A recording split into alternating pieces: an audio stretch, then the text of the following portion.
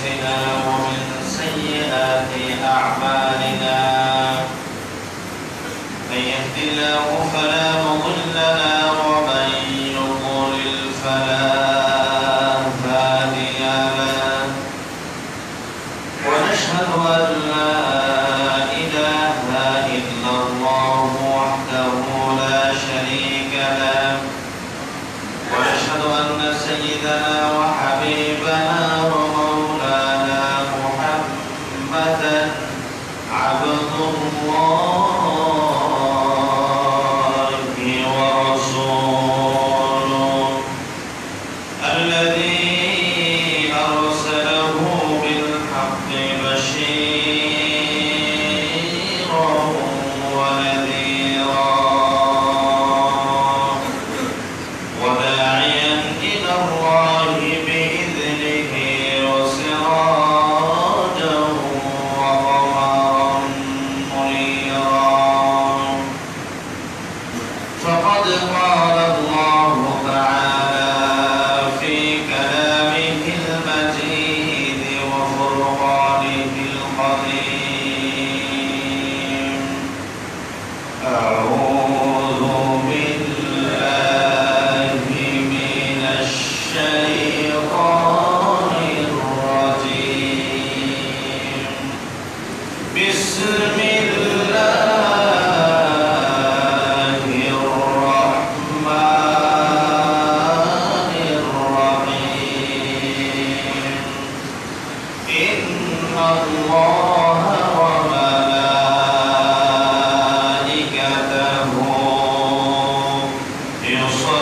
يصلون على النبي يا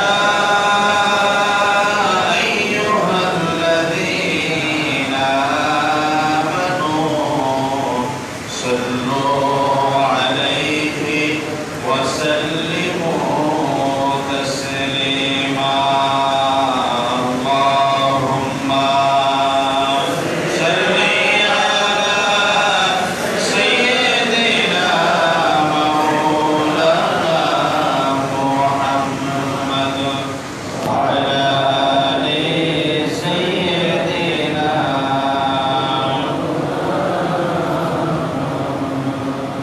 بلغ العلا بكماله كشف الدجى بجماله حسنت جميع خصاله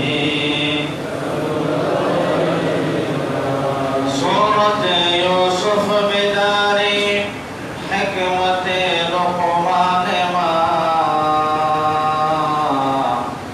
آية قرآن باري عيد شاد ما بلغ العلا بكماله كشف الدجى بجماله حسنت جميع خصاله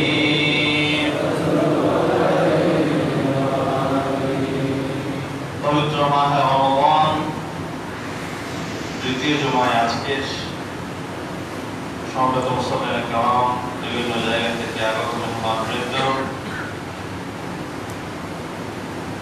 আল্লাহ সুবহানাহু ওয়া তাআলার আদেশ দরবারে আমরা কালিমাতুশ শুকর আদায় করছি যেটি একটি ফরজিয়তকে আদায়ের পাশাপাশি আরেকটি ফরজ আদায়ের জন্য আমাদেরকে নির্ধারিত সময়ে আল্লাহর মসজিদে পৃথিবীর শ্রেষ্ঠতম জায়গা একখণ্ড বাগানের নিচে জান্নাতের আমাদের এসে উপস্থিত হওয়ার সুযোগ দিয়েছেন। আমরা সকলেই আল্লাহ সেখানে বসায় বসছি আলহামদুলিল্লাহ।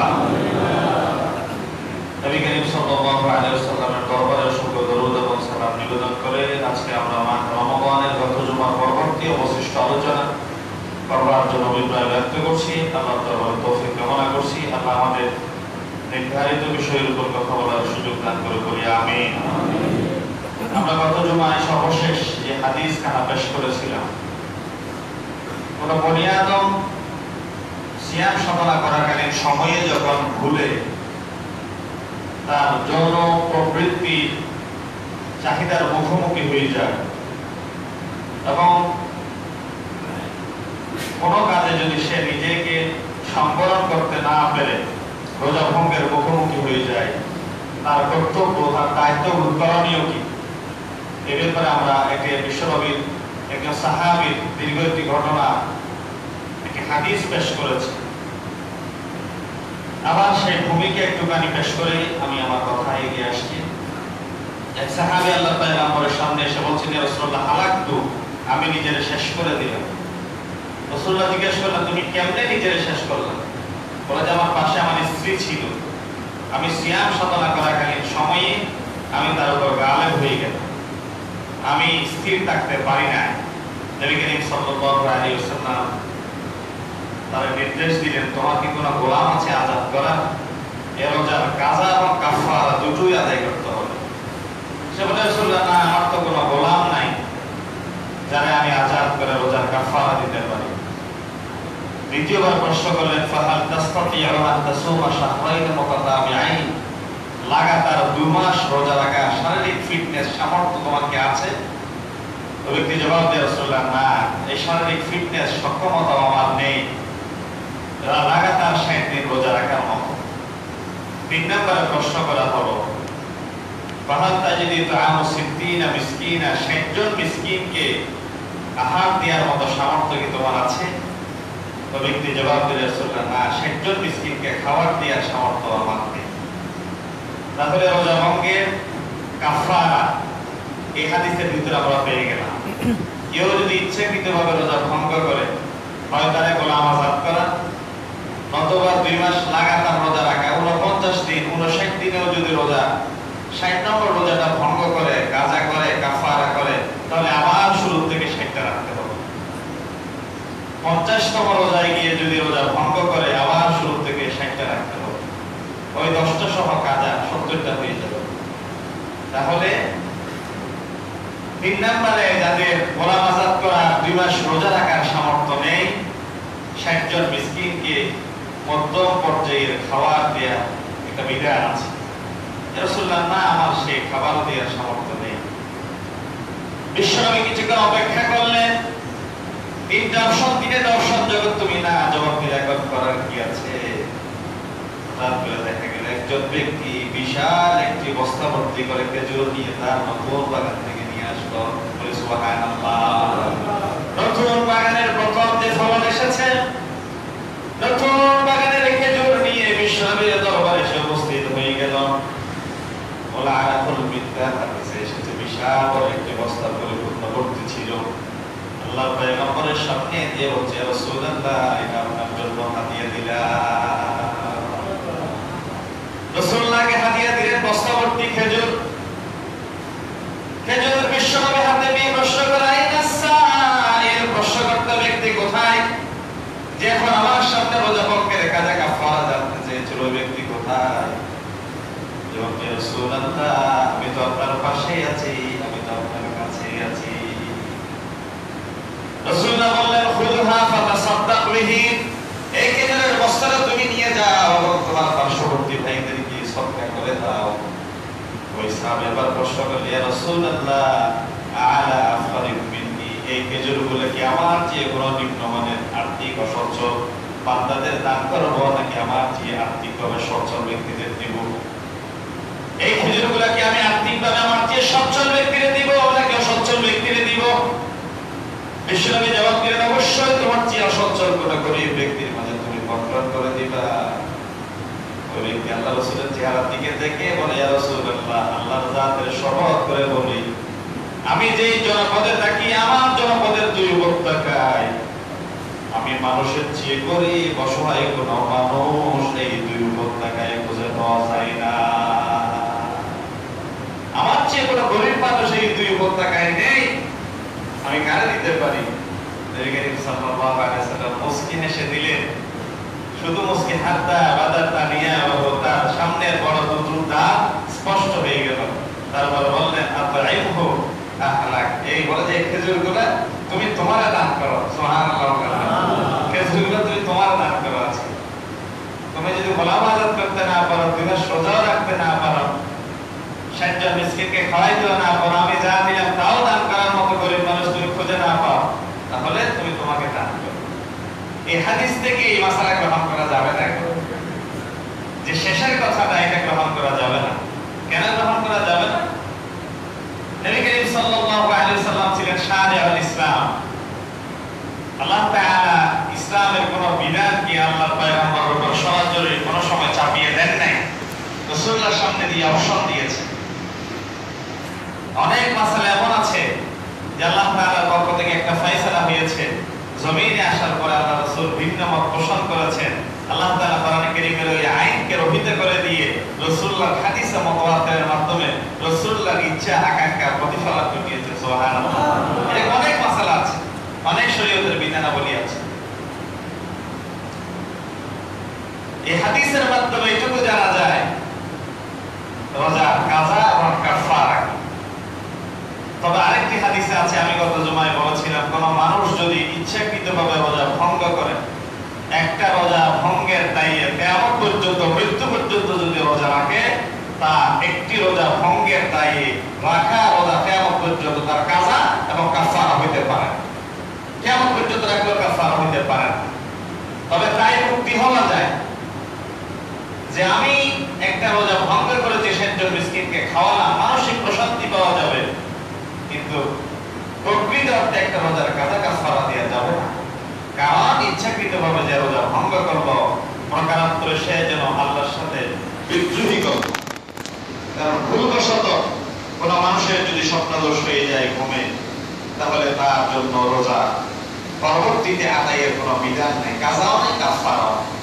কোন মানুষ যদি ভুলবশত খায়, হাদিসে আছে, বিশ্বনবী বলেছেন, মান নাসিয়া হুয়া সাইমুন, যে মানুষ ভুলে গেল সে রোজা রেখেছে, এমত অবস্থায় ফাকাদা ও শরিবা, খেলো অথবা পান করলো, ফালিউতিমা সাওমাহু, তাহলে অবশ্যই সে যেন সন্ধ্যা পর্যন্ত তার রোজাকে টেনে দেয়।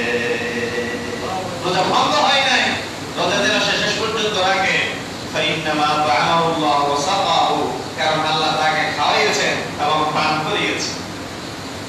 এই হাদিসের ব্যাখ্যায় এসেছে, কোন মানুষ যদি কাউকে খেতে দেখে, তিনি যদি স্বাবলম্বী হন, শারীরিকভাবে ফিটনেস ভালো থাকে, শরীরে এনার্জি থাকে, তাহলে বলা হয়েছে তাহলে তুমি বাধা দাও, স্মরণ করিয়ে দাও রমজানের কথা। আর তার শারীরিক সক্ষমতা নেই এরকম মনে হয়, বলে যে তুমি তার আগে খেতে দাও, খাওয়ার পর স্মরণ করিয়ে দাও, আপনি না রোজা রেখেছেন, আছে আপনি না সিয়াম সাধনা করছেন। তিনি যদি জি ঢুকিলে বলে যে আপনার রোজা, আপনার কাজা এবং কাফারা নাই, শব্দ পর্যন্ত আপনি অপেক্ষা করেন। আতাআমাহুল্লাহু ওয়া সাকা, আল্লাহ আপনাকে খাওয়াইছেন এবং পান করিয়েছেন। তাহলে ভুলবশত আপনি পানাহার করলেন, খেলেন, আল্লাহ তাআলা সেটা খাওয়ার দৃষ্টিতে দেখেছেন। ইচ্ছাকৃতভাবে একটা রোজা ভঙ্গ করলেন, 7টা পর্যন্ত রোজাকে টেনে দিলেন, একটা গোলাম আজাদ করলেন। আমি এক মুহাদ্দিস থেকে বুখারী শরীফ পড়ি। আপনারা জানেন, কিছুদিন আগে আমি একটা পরীক্ষায় বের হয়েছিলাম। আমার মন বলছে আমি আবার হাদিসগুলো পড়ি। আমি আমার ওই মুহাদ্দিস সাহেবের কাছে এই মাসালাটার ব্যাপারে প্রশ্ন করলাম যে গোলাম আজাদের ব্যাপার, গোলামের প্রবর্তন এখন জমিনে আছে কি না। যদি গোলামের প্রবর্তন না থাকে, তাহলে কোরআনে কারীমের সূরা মুমিনুন সহ অসংখ্য আয়াত আছে। আল্লাহ তাআলা বলেছেন, ওয়াল্লাযীনা হুম লিফুরুজিহিম হাফিজুন, মুমিনদের গুনাহগুলি বলতে গিয়ে বলছেন, তোমরা তোমাদের লজ্জাস্থানকে সংবরণ করো, ইল্লা আলা আজওয়াজিহিম, তাহলে তোমাদের স্ত্রীদের ব্যাপারে, এবং মা মালাকাত আইমানুহুম, তোমাদের ডান হস্ত দাসীর ব্যাপারে, ফাইন্নাহুম গায়রু মালুমিন, তোমরা নিন্দিত হবে না। এই দুই জায়গায় তোমরা নিন্দিত হবে না। আমি মুহাদ্দিস সাহেবকে প্রশ্ন করলাম যে গোলামের ব্যাপারে যে একটা অপশন আছে স্ত্রীর ব্যাপারে এবং গোলামের ব্যাপারে, গোলাম তো নাই, তো তিনি আমাকে উল্টো প্রশ্ন করলেন যে কোন মুসলিম বিশ্ব কোরআনী হুকুমত কায়েম হওয়ার পরে অন্য আরেকটি রাষ্ট্রের উপর জিহাদ অবতীর্ণ হয়ে কাউকে কি জিম্মি বানিয়েছে, কাউকে কি তাদের অধিকারে নিয়ে এসেছে, কাউকে কি তাদের এই যে বন্দির কাতারে নিয়ে এসেছে? আমি বললাম না, এরকম তো কোনো যুদ্ধ আমাদের জীবন দশায় আমরা দেখি নাই।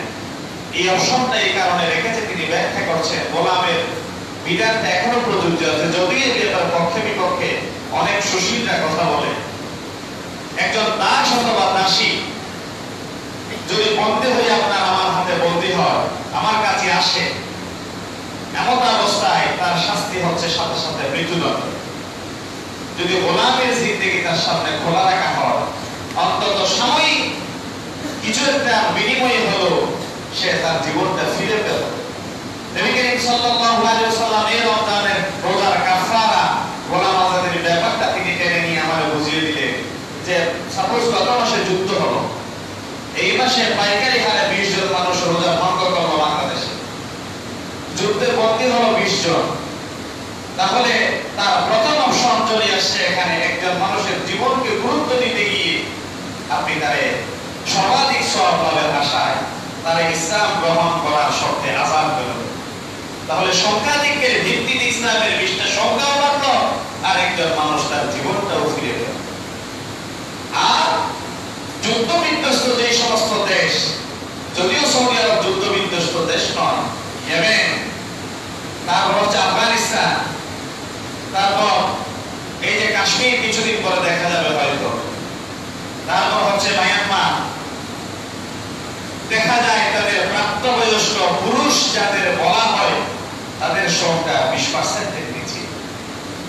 প্রাপ্তবয়স্ক পুরুষের সংখ্যা যদি 20% এর নিচে চলে আসে, তাহলে 100% যদি উপযুক্ত মেয়ে থাকে, তাহলে ওই সমস্ত মেয়ে তাদের জৈবিক চাহিদা চরিতার্থ করবার জন্য সে আশেপাশে ভালো-মন্দ আর বিচার বিশ্লেষণ করবে না, কারণ যৌবন হচ্ছে পাগলামির এক অংশ।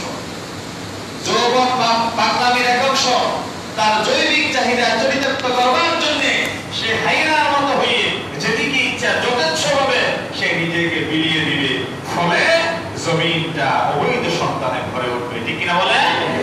এই গোলামীর এই জিনজির নবী করিম সাল্লাল্লাহু আলাইহি ওয়াসাল্লামের জীবদ্দশায় আপনারা কোরআনে কারীমের এই সিলসিলা মতে যদি জারি থাকে, তাহলে অন্তত একজন মানুষ তার জীবন ফিরে পেল।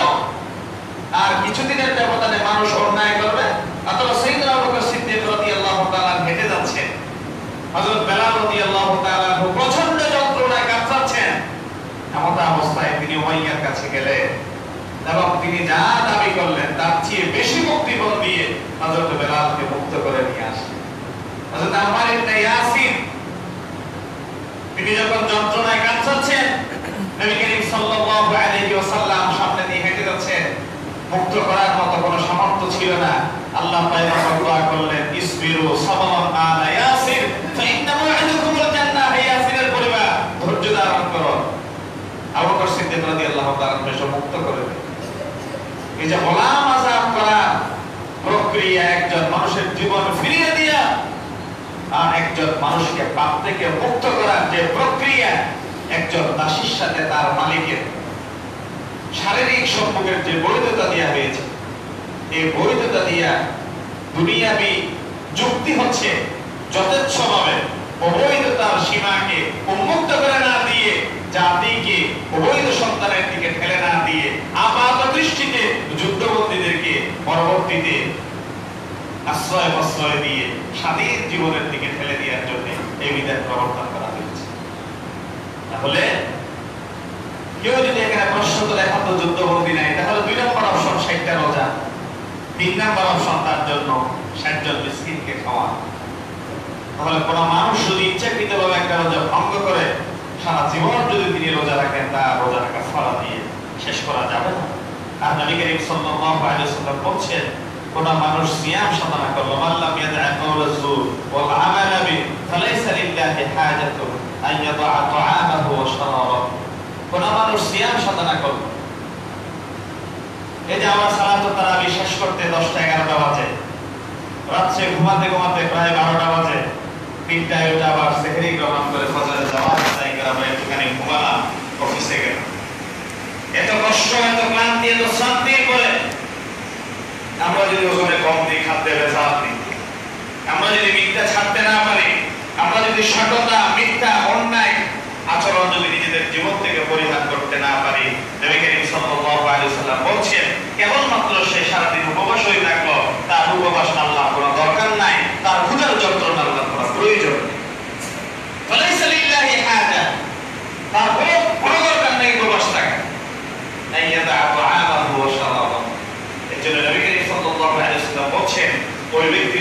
ধ্বংস, যা আজকের দিনে গতকালের চেয়ে উত্তম হবে। আজকের দিনে গতকালের চেয়ে যার উত্তম হলো ব্যক্তির জন্য ধ্বংস। আমি যদি আমার জীবন থেকে গতকাল যা অন্যায় করেছিলাম, একটা অন্যায় যদি বাদ দিতে না পারি, একটা অসত্য যদি ছাড়তে না পারি, সাধারণ একজন দেখছি ভেতর করে মাছের পোনা বিক্রেতা মাইলের পর মাইল সফর করে যায়, 5 মাইল 10 মাইল সফর করে যাওয়ার পরে কোথাও একটু চা খাওয়ার জন্য বিশ্রাম নেয়। দেখি হাতে চায়ের কাপ, পায়ে বিশ্রাম নাই। নিজে একটুখানি অপেক্ষা করছেন, জিজ্ঞাসা করলাম, মুরব্বী আপনার হাতে চায়ের কাপ 5 মাইল হেঁটে আসছে, আরো 5 মাইল দূরে যাবেন, এই দুটো ডেক্সি পানি ভর্তি দুটো ডেক্সি নিয়ে, ডেক্সির ভিতরে আছে মাছের পোনা, আপনি এত কষ্ট করছেন কেন, পারে একটু বিশ্রাম দেন না? তখন তিনি জবাব দিচ্ছেন, এই যে আমার 5 মিনিটের পায়ের বিশ্রাম আমার ডেক্সি ভর্তি দুটো মাছের জীবন প্রদীপ ফিরে যাওয়ার জন্য যথেষ্ট। ডেক্সি ভর্তি দুটো মাছের জীবনের 5 মিনিটের বিরতি যথেষ্ট। ঠিক একজন বনিয়াদের এই মাহ রমজানের অসতর্ক জীবন, মাহ রমজানের গাফিলতি, যেদিন শাওয়ালের চাঁদ উদিত হবে, এই মাহ রমজান আল্লাহর সামনে গিয়ে দাঁড়াবে, আল্লাহ রমজান থেকে প্রশ্ন করবে, হে রমজান, আমার এই যা প্রবাসী কেমন আচরণ করলো? তখন বিশ্বনবী প্রশ্ন করেছেন, রমজান ইয়া রমজান ইয়া শাহিদতুম লানা আও শাহিদতুম আলাইনা, হে রমজান তুমি কি আমার পক্ষে সাক্ষী দিবা নাকি আমার বিপক্ষে সাক্ষী দিবা? এই হাদিসের ব্যাখ্যায় মুহাদ্দিসিনে কেরামরা বলছেন যে মানুষ সিয়াম সাধনা করলো, সিয়াম সাধনা করার পর সারা রাতি উপবাসের ভিতরে কাটালো, সিয়ামের ন্যূনতম তাৎপর্য সে উপলব্ধি করতে পারলো না, তার রোজা রাখার কোনো দরকার নাই, এবং ঈদের দিন তার জন্য ঈদুল আযহা ওয়া ঈদুল ফুজ্জার। নবী করিম সাল্লাল্লাহু আলাইহি ওয়াসাল্লাম বলছেন, ঈদের দিন 2 শ্রেণীর মানুষ মসজিদে আসে। আতর সেন মেখে, চোখে সুরমা দিয়ে, নতুন জামা পরিধান করে ঈদ উদযাপন করতে আসে। তারা কি ওই দৃশ্য দেখে না? হযরত ওমর রাদিয়াল্লাহু তাআলা দরজা বন্ধ করে অজর দ্বারা কাঁদছেন, ঈদের জামাত পেরিয়ে হয়ে যাচ্ছে, সাহাবায়ে কেরামরা ঘিরে ধরলো, খলিফাতুল মুসলিমিন অপেক্ষারত আছে, সাহাবায়ে কেরামরা, মুসল্লিরা আপনার জন্য প্রতীক্ষার প্রহর করছে, আপনি কি মসজিদে আসবেন? ওমর রাদিয়াল্লাহু তাআলা মুদাক্কালিন করতে চিৎকার দিয়ে বলছে, আজকে তাদেরকে ঈদ উদযাপন করতে বলো। যেই সমস্ত মানুষের জন্য সুসংবাদ এসেছে, তোমাদের সিহরি কবুল, তোমাদের ইফতারি কবুল, তোমাদের সিয়াম সাধনা কবুল, তোমাদের সালাতুত তারাবি কবুল, তোমাদের নফল, তোমাদের ফরজ, তোমাদের ওয়াজিবাত ইবাদতগুলো কবুল হয়েছে, আজকে তাদের জন্যই, ওই সমস্ত মুসল্লিদের জন্য ধিক্কার যারা সিহরি গ্রহণ করে নাই, যারা ইফতার গ্রহণ করে নাই, মাহে রমজানের সাথে তামাশা করেছে, আজকে তাদেরকে ধিক্কার দিয়ে মসজিদ থেকে তাড়িয়ে দাও। আজকে এই 11তম দিবস, 12তম দিবস, আমি গত জুমায় বলেছিলাম আপনাদের, গত রাত এশার নামাজের আগেও বলেছি, আমাদের জন্য বড় দুর্ভোগ অপেক্ষা করছে। বছরে 12টি মাসের 11টি মাস একটা ইঞ্জিন চলতে চলতে যখন বিকল হয়ে যায়, আমরা মেকানিকের কাছে নিয়ে যাই, আমরা নতুন করে আবার পরিশোধন করে, আমরা নতুন করে আবার পিউরিফাই করে আমাদের সবকিছুকে আমরা মাঠে নামাই, রাস্তায় নামাই। ঠিক 11 মাস পর্যন্ত একজন মানুষ খেতে খেতে ওদেরকে ফুর্তি করতে করতে একটা সময় গিয়ে যখন নাভিশ্বাস ওঠে, তখন তারা একটুখানি বুঝ দেওয়ার জন্য আল্লাহ মাহে রমজানকে তার সামনে, এই যে লাল দিঘির পারে কাপড়হীন বস্ত্রহীন অবস্থায় উলঙ্গ পড়ে থাকে, রেল স্টেশনে যেই সমস্ত বহুমুখ শিশুরা পড়ে থাকে, আপনার আমার গাড়ি যখন এই সিগন্যালে পড়লে দরজার গ্লাসে টুক টুক টুক টুক করে করে উস্কো এলোমেলো কাপড় নিয়ে 2টা একটা টাকার জন্য প্রচন্ড গরমের তীব্র অপেক্ষা করে দাঁড়িয়ে থাকে। আপনি আমি বাসায় এসি, গাড়িতে এসি, অফিসে এসি, আমার 24টা ঘন্টা এসির ভিতরে কাটায়। ওই সমস্ত পেডেস্ট্রিয়ান, ওই সমস্ত পথ শিশু, ওই সমস্ত রাস্তায় মুক্ত মানুষের দুঃখ কষ্ট বোঝার জন্য আপনার আমার এই মাঠের অবদান। ওই দুঃখ কষ্ট যদি আপনাকে আমাকে পীড়া দিতে না পারে, ওই বিবস্ত্র মানুষের বিবস্ত্র আচরণ যদি আমাকে কষ্ট দিতে না পারে, আমার এই সিয়াম সাধনা আল্লাহর দরবারে 2 পয়সার কদর না, 2 পয়সার মূল্য নেই। হয়তো আমার কপালে মাছ পড়ে যাবে, আমার কপালে জল পড়ে যাবে, আমার চোখের পানিতে বুক ভেসে যাবে, কিন্তু সাময়িকভাবে আপনি আমি মানসিক দুশ্চিন্তে পড়তে পারি, কিন্তু আমার প্রকৃত অর্থে সিয়াম সাধনা যে তাৎপর্য, হয়তো আমার দ্বারা সেই কাজটা করা হবে। গত রাত এবং গত জুমায় যে কথাটা বলছি, আবার পুনরাবৃত্তি করছি, এই কোরআনকে, এই মাসকে প্রশ্ন করলাম, মাস তোমার এত মর্যাদা কিসে, এত মহত্ব কিসে, এত তাৎপর্য কিসে? কোরআন আমার জবাব দিচ্ছে, আমাকে জানো না? মাস আমার জবাব দিচ্ছে, আমাকে চিনো না তুমি? কোরআনকে ডিটেইলস প্রশ্ন করলাম, তুমি খুলে বলো তোমার মর্যাদা কিসে? কোরআন জবাব দিচ্ছে, লাইলাতুল কদরি খায়রুম মিন আলফি শাহর। বলে যে মহিমান্বিত মাসের ভিতরে একটা গুরুত্বপূর্ণ রাত আছে, লাইলাতুল কদর যার নাম, ওই লাইলাতুল কদরের জন্য আমি মাসকে মহিমান্বিত করা হয়েছে। আল্লাহু আকবার। এই একটি রাতের জন্য এই মাসকে মহিমান্বিত করা হয়েছে। ওই লাইলাতুল কদরের কাছে গেলাম, লাইলাতুল কদরকে প্রশ্ন করলাম, ও লাইলাতুল কদর কিসে তোমায় এত মর্যাদা বাড়িয়ে দিল, কিসে তোমায় এত মহত্ব বাড়িয়ে দিল? এক লাইলাতুল কদর আমার জবাব দিচ্ছে, শাহরুর রমাদানাল্লাযী উনজিলা ফীহিল কুরআন। এই সেই মহিমান্বিত মাস, মাহে রমাদান, এই রমজান মাস লাইলাতুল কদরের কারণে তাৎপর্যপূর্ণ। আর লাইলাতুল কদর তাৎপর্যপূর্ণ, এই রাতে প্রথম আসমানে কোরআন নাযিল হয়েছে। আল্লাহু আকবার।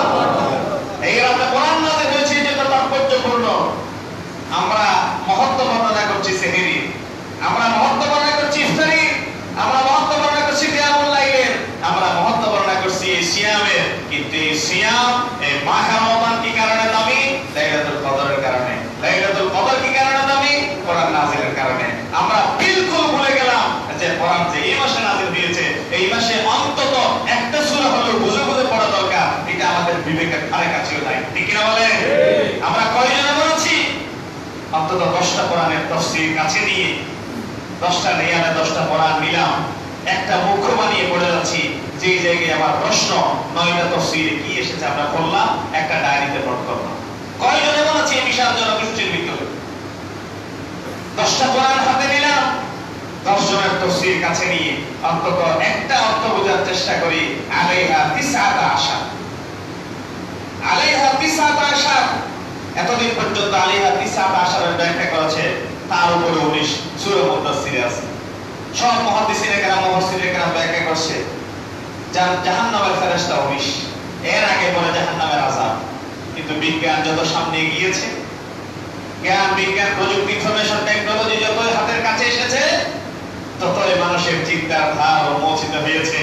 এখন মানুষ ধারণা করা শুরু করেছে আলাইহা 9টা আশা, তার উপরে 19, তার উপরে 19 মানে বিসমিল্লাহির রহমানির রহিম। বিসমিল্লাহর 19 অক্ষর। বলে যে কোরআনে কারীমের যত আয়াত, তত আয়াতকে 19 দিয়ে বিভাজ্য। কোরআনে কারীমের যত আলিফ 19 দিয়ে বিভাজ্য। কোরআনে কারীমের যত বা 19 দিয়ে বিভাজ্য। কোরআনে কারীমের যত তা 19 দিয়ে বিভাজ্য। কোরআনে কারীমের যতবার আল্লাহ আছে 19 দিয়ে বিভাজ্য। কোরআনে কারীমের যতবার ইয়ৌম আছে 19 দিয়ে বিভাজ্য। কোরআনে কারীমের যত লাইল আছে 19 দিয়ে বিভাজ্য। অর্থাৎ যত শব্দ কোরআনে আছে তত শব্দকে 19 দিয়ে বিভাজ্য করা যায়। এই মহত্ব হচ্ছে আলাইহা 9টা আশা। আল্লাহু আকবার। এই চিন্তা, এই গবেষণা যে আল্লাহর মেসেজ আমরা বোঝার জন্য কে কতটুকু চেষ্টা করেছি। তাকো মে সাজায়া জাতা হো, আঁখোं से लगाया जाता हो, ताबीज़ बनाया जाता हो, दूधों के पिलाया जाता हो। এই রমজান মাস আজকে 11 দিন যাওয়ার পর অনেকের ঘরে গেলে দেখা যাবে মাছাগের উপর যে পরাগটা গত বছর জুসদার দিয়ে বেঁধে রেখেছিল, আজকের এই দিন পর্যন্ত বরাবর বাঁধা আছে। অনেকের ঘরে গেলে এমন পাওয়া যাবে যে ডেলিভারির সময় বড় জোর একবার হুজুরের কাছে গিয়ে একটা তাবিজ লিখে নিয়ে কোমরে, হাঁটুতে, গলায় ঝুলিয়েছি। অনেকে এমন আছে বছরে একটিবারের জন্য কোরআন হাতে নেন নাই, কিন্তু পেট ব্যথা, মাথা ব্যথা উঠার পর হুজুরের কাছে গিয়ে এক গ্লাস পানি নিয়ে, হুজুর একটু ফু দেন, আমারে খাওয়াই দেন। হুজুর পানি দিল, আপনি খেয়ে ফেললেন। হয়তো অনেকেই এমন আছেন মসজিদে এসেছেন, একটা কোরআন সামনে আছে, এই কোরআনকে সামনে নিয়ে একবার মুখে লাগালেন, একবার সিনে, একবার মাথার উপর লাগালেন, চুমু দিয়ে নাদর যত্ন করতে। আছে না নাই? অনেক মানুষ আছে এমন, কোরআন বলছে আমাকে মানুষ মাথার উপর নেয়, আমাকে দিয়ে মানুষ চুমা খায়, আমাকে দিয়ে তাবিজ বানায়, গলায় ঝুলায়, আমার আয়াত পরে পানিতে ফু দিয়ে মানুষের পেট ব্যথা, মাথা ব্যথা ভালো করে। ফির भी मैं यकीन रहते हो मुझसे कोई मजलूम नहीं, তারপরেও আমি কোরআন পড়া মজলুম, আমার চেয়ে বড় অসহায় কেউ নেই। কোরআনকে প্রশ্ন করলাম তুমি কেমনে মজলুম? তোমার অনুষ্ঠানের শুরুতে তেলাওয়াত করেন, তোমার অর্থ পেশ করেন, তোমার যত্ন করে মাছাঙের উপর রাখে, জুজদা দিয়ে তোমার ঘিরে রাখে। তুমি কোরআন তো নিচে পড়ে গেলে তোমার কত আদর বাসনা করে। তোমার সাথে যে এই জুজদা একটা পুলিশটার কাপড় লেগেছে, ওই কাপড়টা পাই লাগলো তারা সালাম করে, মাথার গাছের একটা রিয়া পাই লাগলে তারাও সালাম করে। তুমি কেমন অযত্ন অবহেলায় আছো? কোরআন আমার আপনার প্রশ্নের জবাব দিচ্ছে।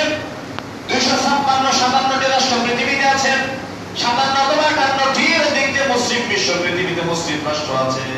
কোরআন জবাব দিচ্ছে। আমি কোরআনে কারীমের তেলাওয়াত আমার 5-6 নাম্বার হক, আমি কোরআনে কারীমের মর্যাদা 10 নাম্বারের হক, আমি কোরআনে কারীমের চুপ 5 নাম্বারের হক, আমি কোরআনে কারীমের আয়াত নিয়ে তাবিজ বানাই গলায় ঝুলানো 30 নাম্বারের হক। কিন্তু আমি কোরআনে কারীমের যেটা প্রথম এবং প্রধান হক, আমি কোরআনকে বুঝে রাষ্ট্রীয়ভাবে আমল করা, রাষ্ট্রীয়ভাবে কায়েম করা সারা দুনিয়ায় খুঁজে দেখলে একটা রাষ্ট্রও পাওয়া যায় না, ঠিক কিনা বলে? 57-58টি রাষ্ট্রের ভিতরে একটা রাষ্ট্র এমন নাই যে রাষ্ট্রীয় সংবিধান আমি কোরআন আছে। সুতরাং বউ মারা গেল, জামাই মারা গেল, মারা যাওয়ার পরে বউকে 2-4 জনে ধরে নিয়ে আসলো ঘর থেকে। ধরে নিয়ে এসে এখন বলে ওকে মাফ করে দে, আজিয়ে তো জামাই বেশি কষ্ট দিয়ে তোরে সুখে দুঃখে তোরা সাইন না ফেলে। এখন বউ শুধু হতাশ হলে এত কম, 2-4 জন মিলিয়ে তোরকে তোর বরাত পোষণ ন দে, তোরা খানা না দে, ফিনা না দে, তোরা প্রত্যেকদিন মাইতো তোরা ফিরিত।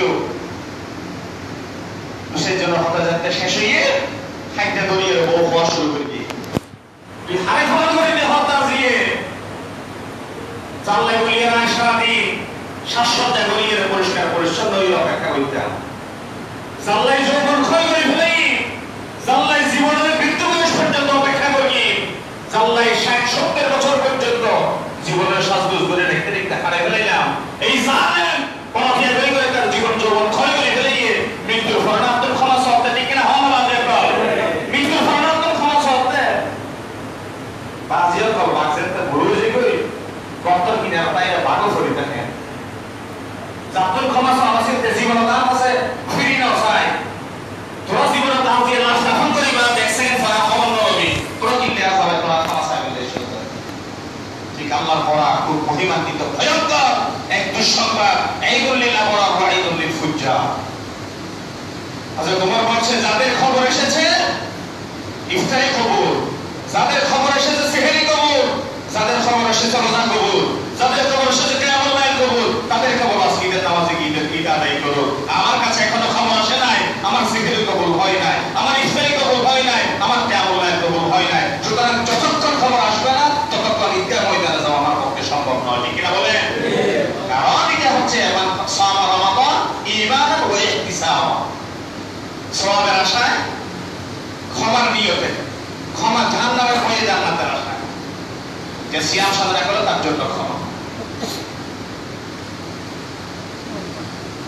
পুঁথিগত বিদ্যা পরহস্তদম, ভালো করে খেয়াল করবেন, পুঁথিগত বিদ্যা পরহস্তদম নয়, বিদ্যা নয় দম হবে প্রয়োজন।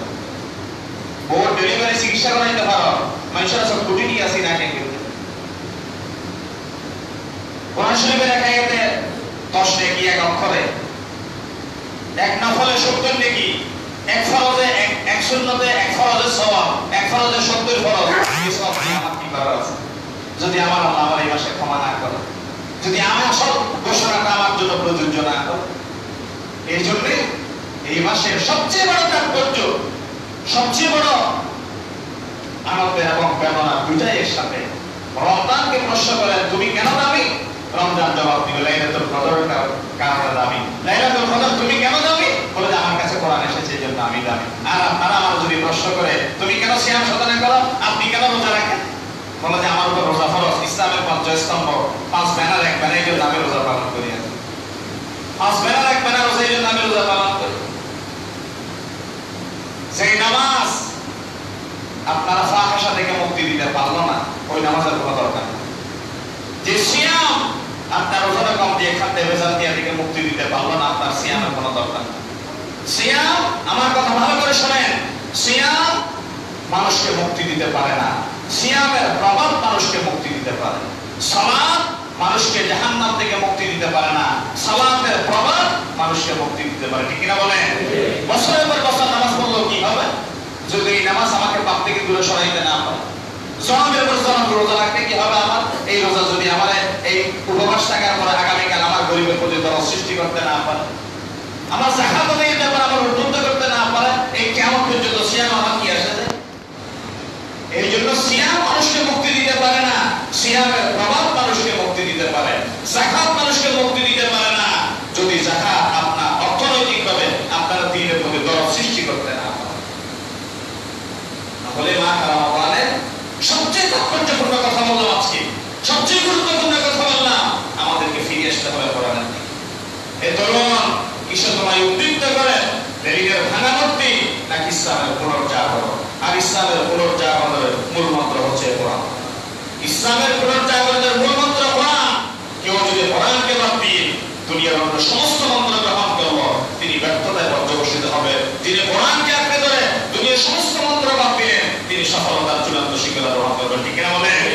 কারণ কোন মানুষের মস্তক পাওয়া গেল পতেঙ্গা, এই জুতা বই পাওয়া গেল ফটিকছড়ি, এই চেহারা থেকে বুঝা যাবে কার ছেলে কার মেয়ে কার নাতি। আর জুতা বই ফটিকছড়িতে পেয়ে বুঝা যাবে না কার ছেলে কার মেয়ে কার নাতি। শরীয়তে বাকি সব বিধিবিধান হচ্ছে আপনার জুতা বই, আর এই কোরআন শরীয়ত হচ্ছে আপনার মূল মন্ত্র। আর এই চেহারা থেকে বুঝা যাবে আপনি কোন করবেন, আপনি কোন মাযহাবের, আপনি কোন তরিকা, আপনি কোন নবীর উম্মত, আপনি জান্নাতি না জাহান্নামী। ঠিক কিনা বলেন? আপনি জান্নাতি না জাহান্নামী আপনার শরীয়ত আপনাকে বলে দিবে, আপনার কোরআন প্যারামিটার বলে দিবে। এটা ভাববে মানুষের শরীরে থার্মোমিটার লাগাইলে যেমন বোঝা যায় জ্বর আছে না জ্বর নাই, ঠিক আপনার শরীরে কোরআন নামক এই যন্ত্র যখন আপনার হাতে ধরিয়ে দেওয়া হবে, এই কোরআন নামক যন্ত্র আপনাকে বলে দিবে আপনি কয় পার্সেন্টেজের ইমানদার এবং কাফের, কয় পার্সেন্টেজের ইমানদার মুনাফিক এবং কাফের। এই কোরআনের প্যারামিটার আপনারা বলেন। আসুন আমরা কোরআনের প্যারামিটার নিজেরা অবতীর্ণ করে আমরা মুমিনদের কাতারে নিজের শামিল করি। আপনাদের কাছে আমাদের এক professor doctor Ahmad Ali sir, যার কথা আমি প্রায় সময় বলি, কোরআন নাযিলের এই মাসে স্যার সূরা ফাতিহার একটা তাফসীর লিখেছেন। সূরা ফাতিহার একটা তাফসীর লিখেছে, এটা ব্যবসার উদ্দেশ্যে নয়, আমাদের কিছু ভাই এটা পাবলিশ করেছে। জুবদাতুল বয়ান, জুবদাতুল বয়ান একটা 70 টাকা দাম রেখেছে। আমার কাছে 50টা কপি পাঠিয়েছে, আমি বাইরে রেখেছি। এত ভীষণ আমাদের স্যারকে যারা ছিলেন, আমার প্রফেসর ডক্টর শামসুদ্দিন স্যার তো সামনে আছেন, স্যারদের কলিগ এবং বিশ্ববিদ্যালয়ের এই লেভেলের প্রফেসর। আমি তো স্যারের সরাসরি 7 বছরের ছাত্র, আমি জানি কত উঁচু মাপের একজন গবেষক। বেশি আর বাড়ালাম না আজকে। অত্যন্ত উঁচু মাপের একজন গবেষক, একজন দাঈ আল্লাহ। গত 2 বছরে কমপক্ষে 14টি লাগাতার বই লিখে সারা বাংলাদেশে এক প্রকার আলোড়ন সৃষ্টি করেছে। বিশেষ করে বেদাত 4 খণ্ড পর্যন্ত লিখে এক আলোচনার তুঙ্গে এখন বর্তমান। তারপর ইসমাতুল আম্বিয়া, নবীরা নিষ্পাপ, এই বিষয়ের উপর লিখে বিশেষ দলের জবাব দেওয়া হয়েছে। তারপরে বাসস্থানের অধিকার বিভিন্ন বই লিখে, এটা আমি স্যারের পাবলিসিটি করছিলাম মতে। আমি জাস্ট আমার হাতে একটা গুরুত্বপূর্ণ বই আসছে, আমার কাছে পাঠিয়েছে। আমি প্রত্যেকের কাছে আবদার করবো, আমি নিজে পড়ে যেটুকু উপকার পেয়েছি বা নিজে যেটা জেনেছি, এখানে ভিতরে যে তথ্যগুলো আছে কোরআন নাযিলের এই মাসে সূরা ফাতিহার অন্তত এই তাফসীর যদি আমরা পড়ি, তাহলে কোরআনের ইন্টারেস্টের যে পথ, যে প্রবেশ পথ, সেটা আমরা চিনে কোরআনের বাকি সূরাগুলো আমাদের তৈরি করবো। আমরা আশা করি এর মূল্য রেখেছে 170 টাকা। আমাদের জাফর ভাইয়ের কাছে এবং আমাদের বদিয়াল ভাই, এই 2জন ভাই দায়িত্ব পালন করবেন। আমাদের জাফর ভাই এবং বদিয়াল ভাইয়ের কাছে আপনারা টাকা দিয়ে আপনাদের বইগুলো সংগ্রহ করতে পারেন। ওমা আলাইকুম ওয়া আসসালামু আলাইকুম ওয়া রাহমাতুল্লাহি ওয়া বারাকাতুহু। আমরা সুন্নাহ দেখি।